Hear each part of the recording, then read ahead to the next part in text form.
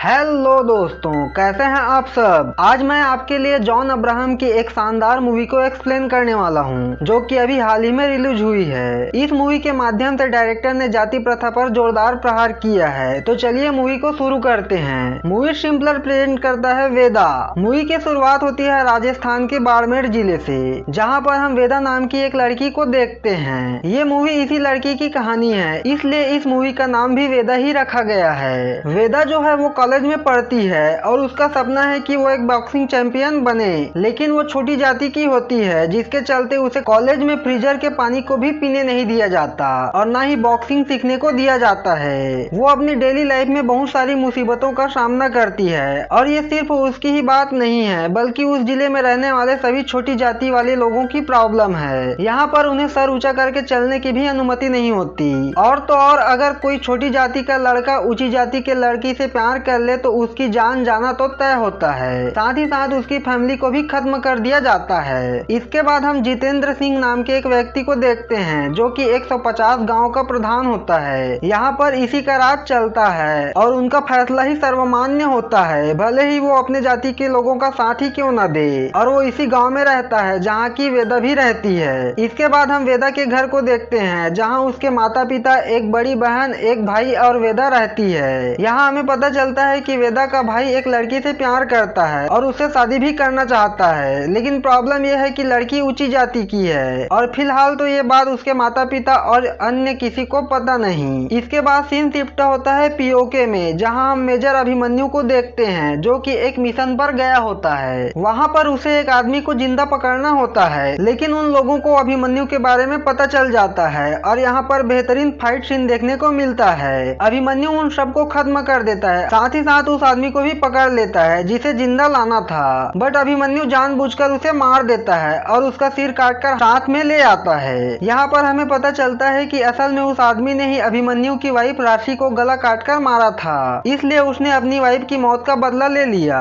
But इसके साथ ही उसे सेना से निकाल दिया जाता है, क्योंकि उसने अपनी सीनियर की बात नहीं मानी थी। इसके बाद अभिमन्यु सब कुछ छोड़कर अपनी वाइफ को याद करते हुए बाड़मेर में आ जाता है, क्योंकि उसने अपनी वाइफ से वादा किया था कि अगर उसे कुछ भी होता है तो वो उसके पिताजी के घर यानी बाड़मेर में चला जाएगा। अब फिलहाल तो यहाँ पर अभिमन्यु को कोई काम नहीं मिलता, लेकिन उसके ससुर बताते हैं कि अगर वो प्रधान जी से मिले तो उसे कॉलेज में पीटी टीचर की नौकरी मिल जाए। साथ ही साथ पहले ही दिन अभिमन्यु को सूटकेस में एक लड़की की बॉडी मिलती है, जिसे प्रधान ने ही मरवाया था। इसके बाद अभिमन्यु प्रधान के पास जाता है, जहाँ पर प्रधान बताता है कि वो राशि को अच्छी तरह जानता था और उसे अपनी बहन की तरह मानता था, इसलिए वो अभिमन्यु को कॉलेज में जॉब दिलवा देता है। अब नेक्स्ट दिन अभिमन्यु कॉलेज जाता है, जहाँ पर वो देखता है कि प्रधान का छोटा भाई जातिगत भेदभाव करता है और छोटी जाति के लोगों को आगे बढ़ने नहीं देता। इसके बाद वो वेदा को देखता है, जो कि बॉक्सिंग सीखना चाहती है। उसके जोश और जुनून को देखकर अभिमन्यु को लगता है कि इस लड़की में कुछ अलग ही टैलेंट है, लेकिन प्रॉब्लम यह था कि उसे बॉक्सिंग सीखने के लिए प्रधान या फिर उसके छोटे भाई से परमिशन लेना होगा। एक दिन जब सब बॉक्सिंग की लाइन में लगे होते हैं, तभी वहाँ पर प्रधान का छोटा भाई आता है और वेदा को उस लाइन से बाहर कर देता है, क्योंकि वो छोटी जाति की होती है और साफ सफाई करने को कहता है। अब कुछ दिन ऐसे ही बीत जाते हैं। अब एक दिन जब वेदा कॉलेज जा रही होती है, तभी प्रधान का छोटा भाई आता है और उसे रोककर बॉक्सिंग की पंच मारने लगता है, जो कि हाल ही में कोच ने उसे सिखाया था। साथ ही साथ उसके पैसों को भी फाड़ देता है, जो कि वेदा ने बॉक्सिंग किट खरीदने के लिए अपने पिताजी से लिया था। ये सब देखकर वेदा को बहुत बुरा लगता है, लेकिन वो कुछ नहीं कर सकती। इसके बाद वेदा अभिमन्यु के पास जाती है और ये सब घटना उसे बताती है, जिससे कि अभिमन्यु को बहुत ज्यादा गुस्सा आता है और उन लोगों को सबक सिखाने के लिए अपने चेहरे को ढककर उन लोगों की खूब पिटाई करता है। लेकिन एक बंदा इसका वीडियो बना लेता है और प्रधान को दिखा देता है। अभिमन्यु ने अपना चेहरा छुपा रखा था, इसलिए कोई भी उसे पहचान नहीं पाता, लेकिन कहीं न कहीं प्रधान को उस पर शक जरूर हो गया था।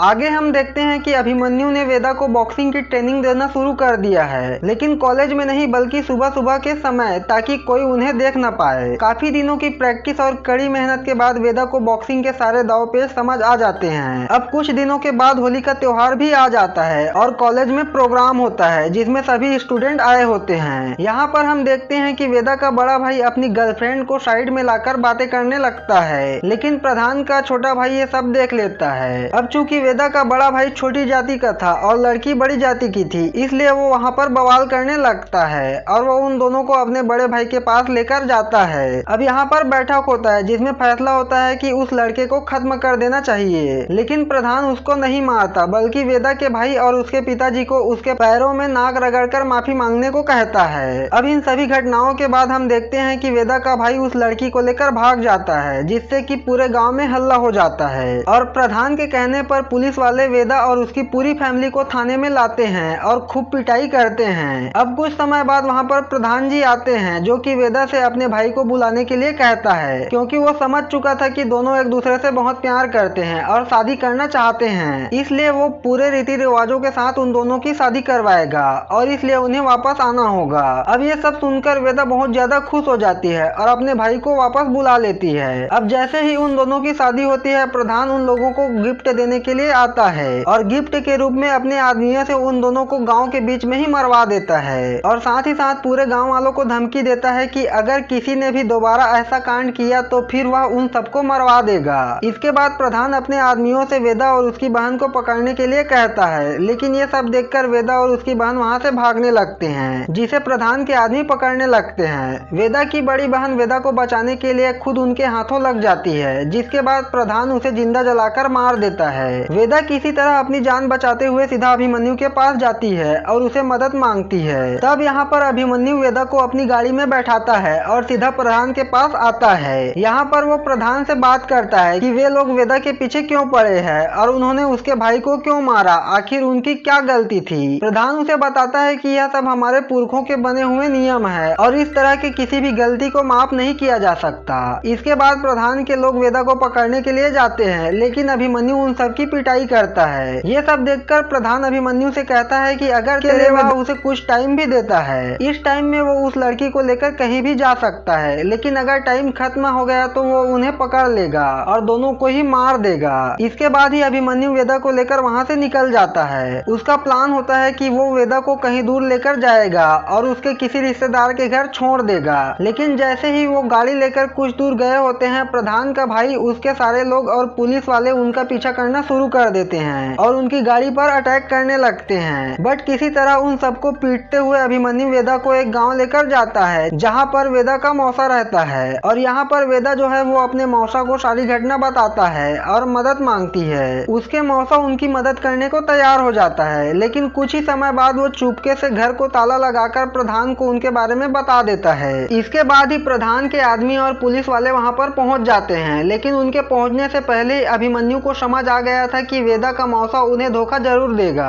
अब तक प्रधान के लोग वहाँ पर पहुँच चुके होते हैं और फायरिंग करने लगते हैं, लेकिन तब तक अभिमन्यु और वेदा उस घर से निकल चुके होते हैं और उन सबसे फाइट करने लगते हैं। यहाँ पर भी अभिमन्यु वेदा को किसी तरह बचा लेता है और वहाँ से भागने लगता है, लेकिन प्रधान के आदमी भी लगातार उनका पीछा करने लगते हैं। बट फिर भी अभिमन्यु लड़ते और चकमा देते हुए वहाँ से निकल आते हैं और एक पहाड़ी इलाका में चले जाते हैं, जहाँ पर की कंस्ट्रक्शन का काम चल रहा होता है। यहाँ पर वेदा अपने पिताजी को मिलने के लिए बुलाती है और उसके पिताजी वहाँ पर पहुँच भी जाते हैं, लेकिन प्रधान का छोटा भाई भी अपने साथियों के साथ वहाँ पर पहुँच जाता है, क्योंकि वो सब उन्हें ट्रैक कर रहे होते हैं और फिर वो अभिमन्यु के ऊपर पीछे से हमला कर देता है, जिससे कि अभिमन्यु जख्मी होकर वहीं पर बेहोश हो जाता है और फिर वो सब उन्हें पकड़कर बांध देते हैं। अब यहाँ पर प्रधान का छोटा भाई वेदा को इरिटेट करने के लिए बताता है कि किस तरह से उसने उसकी बहन को जिंदा जलाकर मारा था और अब उनको भी जिंदा जलाकर मार देगा। अब इस बात से वेदा को बहुत ज्यादा गुस्सा आता है और वो अपने सिर से उस पर हमला कर देती है। अब तक अभिमन्यु भी होश में आ गया था और उसने अपनी रस्सी खोल ली थी।